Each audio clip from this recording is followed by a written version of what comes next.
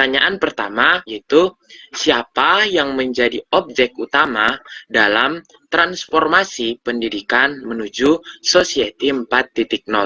Baik, terima kasih Bapak. Itu untuk pertanyaan pertama. Mungkin teknisnya bisa diberikan satu pertanyaan langsung dijawab nggih Bapak. Oke, baik. Terima kasih Pandey Bonar atas pertanyaan yang diberikan. Nah, yang pertama Bapak tentang Society 4.0 yang kamu tanyakan ini termasuk baru juga ya Bapak ketahui berdasarkan materi yang kamu berikan ke Bapak. Jadi di bidang Bapak sebagai guru belum terdengar ya tentang ini, namun Bapak riset, Bapak searching berdasarkan artikel yang ada, yang Bapak temukan adalah Society 5.0 gitu ya. Nah, itu yang Bapak temukan, di mana Society 5.0 itu merupakan sebuah solusi dari perkembangan industri 4.0 gitu ya. Di mana dalam industri 4.0 itu sekilas kan kita sudah tahu bahwa teknologi akan mengambil alih pekerjaan kita gitu kan ya, dengan cara memudahkannya, sehingga kita itu harus bagaimana sebagai manusia, kan kita tidak mungkin mengurangi populasi kan. Nah, oleh karena itu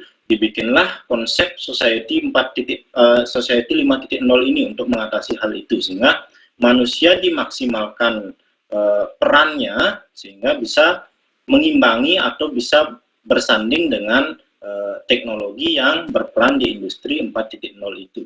Nah, jadi berdasarkan pertanyaan kamu itu, objeknya siapa begitu jadinya kan ya untuk society-nya? Tentunya adalah objeknya masyarakatnya. Kalau dalam pendidikannya, objek yang pertama itu harus disasar menurut pandangan Bapak adalah pendidiknya, gitu ya. Pendidik yang harus pertama disasar, karena kenapa pendidik? Pada dasarnya pembelajaran yang kalian lakukan atau kalian ambil saat ini itu didasarkan kepada metode atau cara yang digunakan pendidik untuk mengajar itu ya. Nah, beda halnya misalnya kalian di universitas lain, bukan di Undisa, sekolahnya mungkin beda cara untuk mata kuliah ini meskipun mata kuliahnya sama kan begitu kan. Nah, jadi itu tergantung kembali kepada cara pendidiknya untuk memberikan treatment ke peserta didiknya.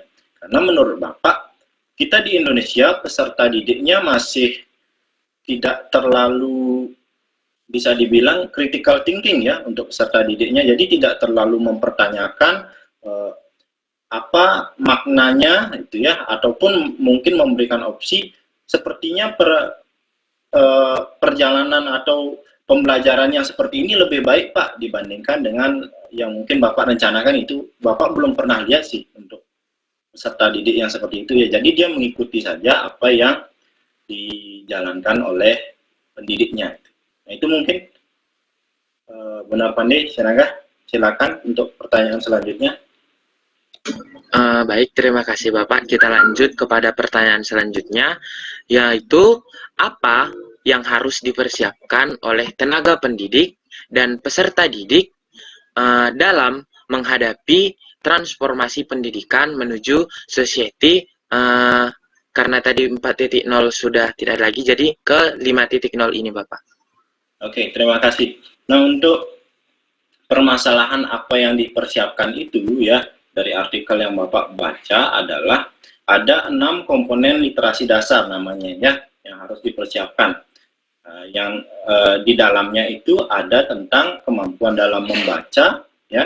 Kemampuan membaca ini bukan seperti halnya kita membaca di pendidikan dasar gitu ya, di sekolah dasar, di mana kita tinggal mengucapkan apa kata yang tertulis gitu, bukan, tapi kita memang membaca, memahami apa isi di dalamnya. Nah, itu sebagai dasar juga untuk cara belajar gitu kan ya. Nah, di sana selain itu ada tentang analisis yang memang kalian sudah pupuk sekarang di masa kuliah ya, Bapak tidak akan jelaskan itu lagi. Selanjutnya menggunakan big data yang ada di industri 4.0, dasarnya sekali. Ada literasi teknologi, yang ini yang masih Bapak rasakan kurang sekali ya untuk kita selama pandemi ini, karena memang dasarnya dulu adalah kita siap gitu, siap untuk adanya transisi dari pendidikan tatap muka ke jarak jauh seperti ini. Karena kesiapan itu yang masih bisa dibilang kurang, itu yang membuat banyak sekali terjadi keluhan itu. Padahal sebenarnya kalau mau berusaha pasti ada saja jalan kan begitu ya. Tapi karena kita belum nyaman dengan sistem seperti ini, jadi banyak hal yang kita keluhkan.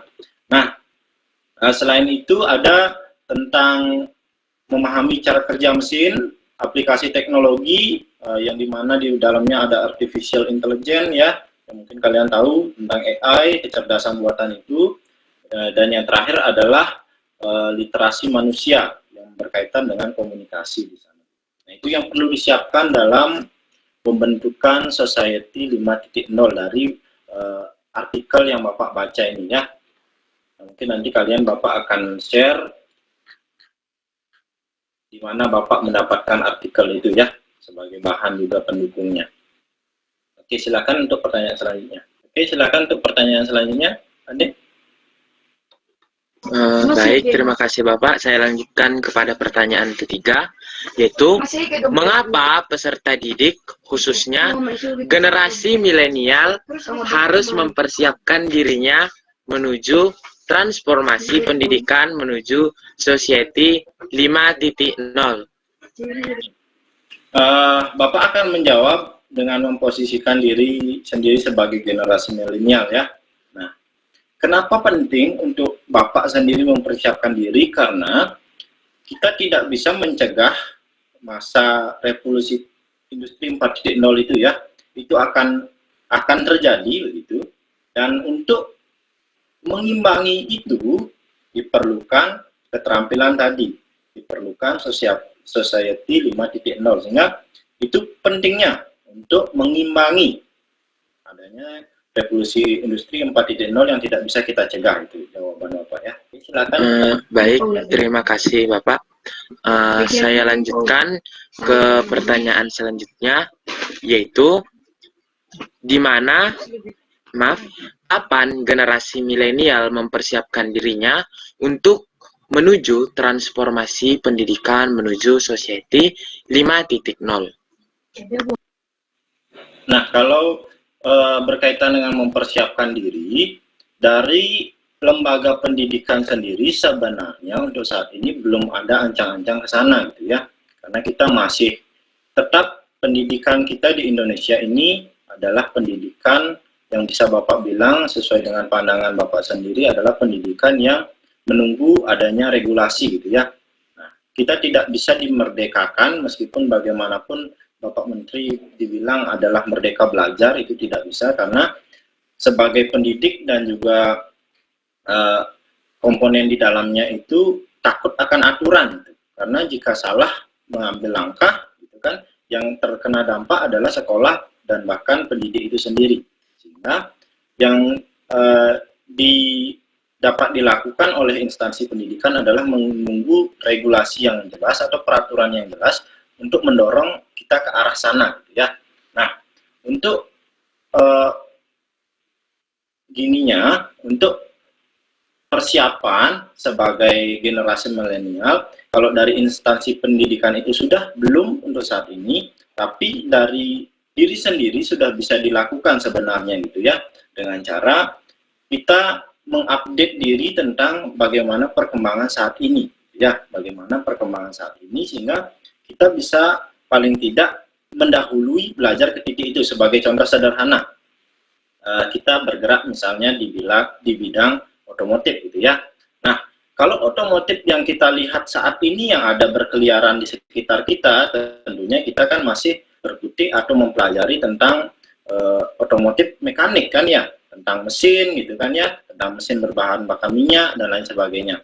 Padahal perkembangannya sudah dilihat bahwa motor itu akan bergerak ke arah listrik gitu ya, ke tenaga berbahan bakar listrik, di mana komponen dan sistem di dalamnya itu berbeda. Jadi misalnya Bapak sebagai seseorang yang akan mempelajari dan serius mempelajari tentang otomotif, bisa lebih dahulu menginjak ke bidang sana itu. Misalnya mempelajari tentang motor listrik terlebih dahulu ataupun memiliki kendaraan listrik itu terlebih dahulu sehingga kita paling tidak sudah tahu ya bagaimana di dalamnya. Nah, itu yang Bapak lakukan sebagai seorang generasi milenial untuk saat ini, sebagai sebuah persiapan, yaitu Bapak mengikuti perkembangan yang ada gitu ya. Bahkan kalau bisa kita nyemplung di dalamnya dan menikmati itu, sehingga kita ya bisa dibilang tidak terkejut nanti ya. Oke, itu Pandit. Oke, bisa dilanjutkan pertanyaan berikutnya. Baik, terima kasih Bapak. Saya lanjutkan. Pertanyaan berikutnya yaitu, di mana titik berat dari transformasi pendidikan ini yang nantinya benar-benar harus dipersiapkan dari sekarang agar nantinya bisa dihadapi oleh generasi milenial? Oke. Titik berat yang Bapak rasakan sendiri dan Bapak amati itu adalah berkaitan dengan kebiasaan, gitu ya. Kebiasaan yang sangat sulit sekali diubah. Yang pertama tentunya kalau bukan karena pandemi ya, kalau bukan karena pandemi tentunya kita tidak akan tahu ini, ya kan? Nah, kalian sadari itu juga kan? Nah, Bapak rasa itu yang paling sulit diubah, tapi bisa diubah dengan cara adanya aturan yang jelas gitu ya. Nah, sebagai contoh, kalau dahulu di zaman perkuliahan Bapak itu ada aturan yang mengatur tentang pembuatan RPP, rencana pelaksanaan pembelajaran, ya, yang dimana di TP kita juga mendapatkan itu. Nah, di sana ada banyak sekali komponen ya yang harus kita isikan, yang dimana jika menyusun satu rencana pembelajaran itu dalam satu pembelajaran bisa tebalnya 5-6 halaman. Nah, itu regulasi yang ada, sehingga semua pendidik, semua orang yang bergerak di bidang pendidikan itu harus membuat seperti itu gitu, karena aturannya Permendikbudnya sudah seperti itu. Nah, sekarang di baru-baru ini pergantian menteri dilakukan pergantian regulasi di mana RPP itu atau rencana pelaksanaan pembelajaran itu hanya satu lembar itu ya, hanya satu lembar, sehingga itu akan menggeser juga kebiasaan yang lama itu menjadi sesuatu yang baru, sehingga Bapak rasa jika ada aturannya yang jelas mengatur bahwa misalnya dalam pembelajaran itu seperti kalian di kuliah kan sudah ya, pembelajaran itu harus sekian persen tatap muka, sekian persen jarak jauh begitu ya. Nah, kalau untuk jenjang-jenjang yang Bapak ampu di jenjang pendidikan menengah itu belum. Jadi belum ada pasti regulasi tentang itu.